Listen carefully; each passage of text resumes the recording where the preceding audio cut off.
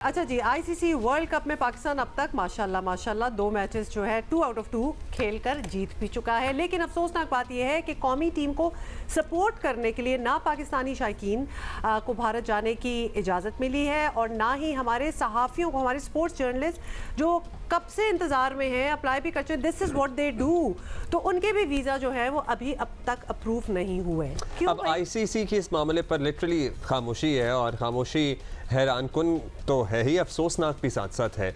इससे पहले mega event में किसी मुल्क की तरफ से ऐसे नापसंदीदा अमल की मिसाल लिटरली नहीं मिलती है। श्रीलंका के साथ होने वाले मैच से पहले तो पाकिस्तानी सहाफ़ियों को फनी है बात ये, व्हाट्सएप के जरिए सवालात भेजने की, मतलब व्हाट्सएप पे आप मैं पूरा इवेंट क्यों नहीं कर लेते? अगर खेलना ही है तो व्हाट्सएप पे खेलने डिसाइड कर लें किसी। पाकिस्तानी जर्नलिस्ट को वीज़ा की ताख़ीर पर भारतीय सहाफ़ियों ने भी रद्द अमल का इजहार शुरू कर दिया है। सीनियर भारतीय सहाफ़ी हैं राजदीप सरदेसाई और विक्रांत गुप्ता, इन्होंने पाकिस्तानी जर्नलिस्ट्स को वीज़ा ना मिलने पर मायूसी का इजहार किया और इस हवाले से सिफारती सतह पर बैकडोर कोशिशें भी जारी थीं, जिसमें अब कामयाबी नजर आ रही है। जरा ये बताते हैं कि इस्लामाबाद में भारतीय हाई कमीशन ने वीज़ों के लिए पाकिस्तानी सहाफ़ियों से राब्ते शुरू कर दिए हैं। अच्छा। पता है, पहले से ही बताया जा रहा था और हमारी भी कुछ जराए से बात हुई थी कि ये पाकिस्तान का मैच प्रॉब्ली गुजर जाए जो इंडिया वाला है, उसके बाद सब नॉर्मल हो जाएगा, उसके बाद जाने देंगे। पता नहीं वैसे इस मैच की क्या टेंशन है और क्या स्ट्रेस है? जोक मतलब कि क्या मतलब है कि ये गुजर जाए? क्या कर लेना था? सहाफ़ी आ रहे हैं, कोई पूरी फौज तो नहीं भेज दी। So this doesn't make sense. क्योंकि अगर अब ये प्रोसेस शुरू हो भी गया है तो हफ्ते को मैच तक पहुंचना तो बड़ा मुश्किल है। वीज़ा अप्रूव होगा, पासपोर्ट मिलेगा, टिकट होगा, सब कुछ। सो अब्दुल माजिद भट्टी साहब हमारे साथी हैं, सीनियर स्पोर्ट्स जर्नलिस्ट हमारे साथ मौजूद हैं। अच्छा, ये अब ज़रा हरकत शुरू हुई है, इसमें भी थोड़ा सा टाइम तो लगेगा।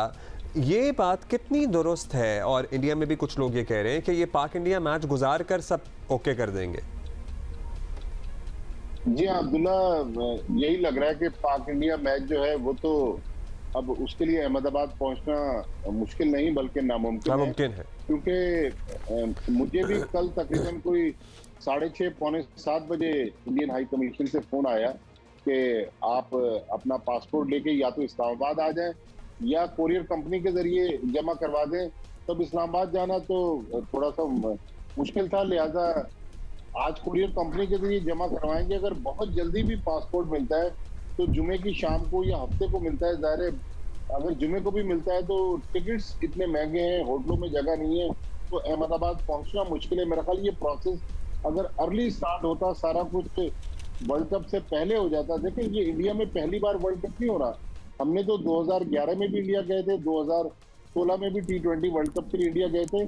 सारा प्रोसेस बहुत पहले हो गया था और पहले मैच से पहले पाकिस्तानी जर्नलिस्ट जो थे वो इंडिया पहुंच गए थे। लेकिन इस बार ये प्रोसेस आईसीसी की तरफ से भी जिन दिनों एशिया कप चल रहा था तकरीबन कोई 3 हफ्ते या 1 महीना पहले शुरू हुआ। तो मेरे ख्याल में जहां हम इंडिया को जिम्मेदार ठहराते हैं वहाँ आईसीसी भी जिम्मेदार है।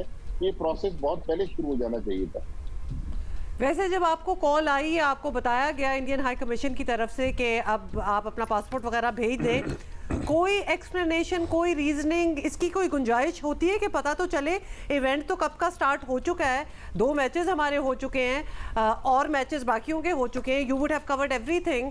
कोई रीजनिंग ऐसी नहीं मिली आपको कि क्यों? नहीं हुमा, कोई रीजनिंग नहीं दी गई। जाहिर है ये लोग जो इस्लामाबाद में बैठे हुए हैं, इनको जब दिल्ली से हिदायत आती हैं तो उसके बाद ये अपना प्रोसेस स्टार्ट करते हैं।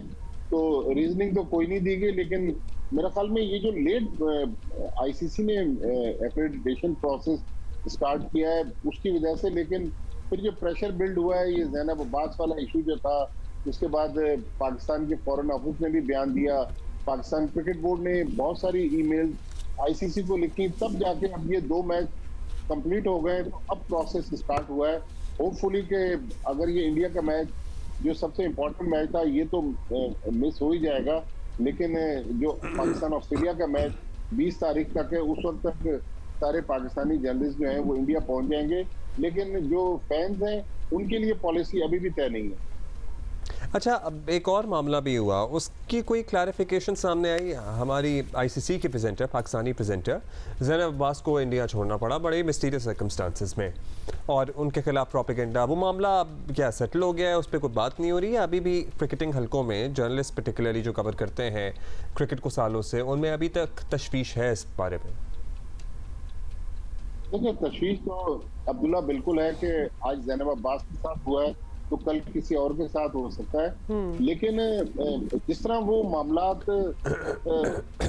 एकदम से मीडिया में आए, सोशल मीडिया पर वो जो इंडियन लॉयर थे उसको बार बार हाईलाइट करते रहे, तो सुना ये है कि ज़ैनब अब्बास की जो फैमिली थी लाहौर में, उन्होंने ज़ैनब से कहा कि ऐसा ना हो कि आपके लिए कुछ मसाइल दरपेश हो जाएं, लिहाजा आप फौरी तौर पर इंडिया छोड़ दें।